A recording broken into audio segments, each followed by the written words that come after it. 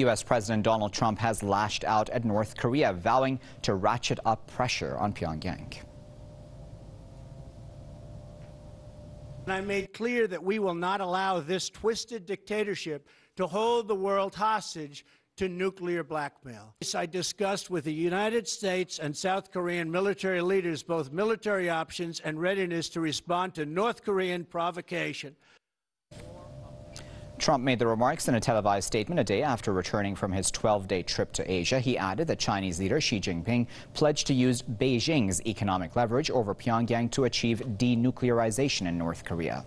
Tensions have steadily increased between the U.S. and the North over the past months. Washington has deployed advanced missile batteries in South Korea, which has angered Pyongyang and Beijing.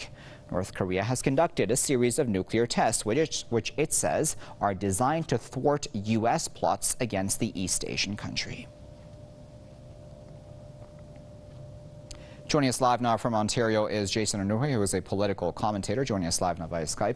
Jason, Donald Trump using words and phrases such as nuclear blackmail and the North's provocations. What do you make of that?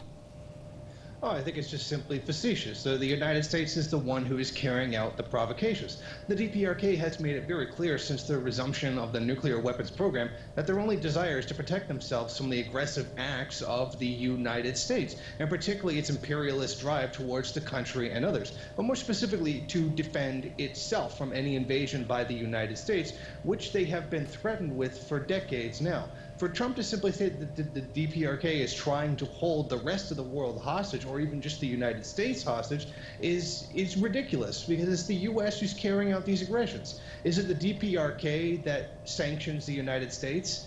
Is it the DPRK who flies nuclear-armed bombers near the United States? No, it's the other way around.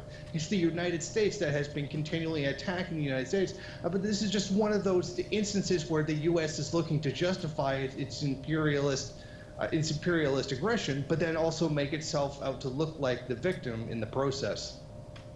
And Jason, I wonder, what is the Chinese role at this time? Because it seems, at least, Donald Trump's come away with a promise from Beijing that it will try to enforce denuclearization in the region. Will that work?